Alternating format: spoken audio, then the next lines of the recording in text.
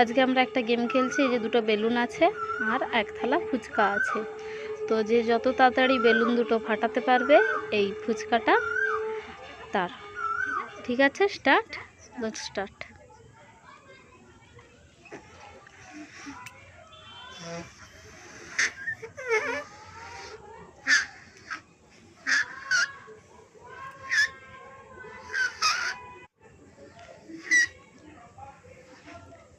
বেলুনটা ফুটো আছে তাই ফাটছে না।